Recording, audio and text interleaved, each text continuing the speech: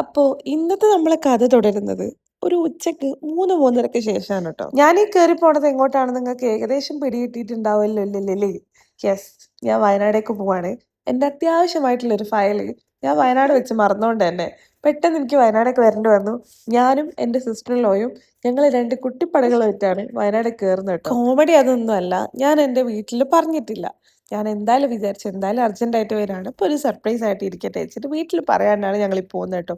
അതുകൊണ്ടാണ് ഈ ബസ്സിലും ഓട്ടോറിക്ഷയിലൊക്കെ വലിഞ്ഞ് വലിഞ്ഞ് പോകേണ്ട അവസ്ഥ വന്നത്. അങ്ങനെ എന്ത് സംഭവിച്ചു എന്ന് വെച്ചാൽ അവരെ സർപ്രൈസ് ചെയ്യാൻ പോയ ഞങ്ങൾ സർപ്രൈസ് എല്ലാം പൊളിഞ്ഞ് പാളീസ് ആയിപ്പോയി ട്ടോ. എന്റെ പ്ലാന് എങ്ങനെങ്കിലും ആരേലും കൊണ്ട് ഗേറ്റ് ഓപ്പൺ ചെയ്യിപ്പിച്ചിട്ട് ഉള്ളിലേക്ക് കയറാതായിരുന്നു.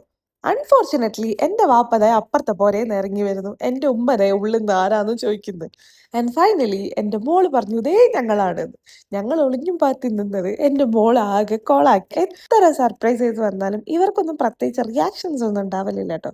അതുകൊണ്ട് ഞാൻ ഇത്രയൊക്കെ എക്സ്പെക്ട് ചെയ്തിട്ടുള്ളൂ. പിന്നെ അവരുടെ റിയാക്ഷൻ അല്ലല്ലോ മെയിൻ, നമുക്ക് നമ്മളെ ഫയലാണല്ലോ മെയിൻ. അപ്പൊ ആ ഫയൽ എടുത്തിട്ട് ഇൻഷാ അള്ളാ ഞാൻ നെക്സ്റ്റ് ഡേ തന്നെ തിരിക്കും കേട്ടോ. അപ്പൊ അത്രേ ഉള്ളൂ. See you next video. By.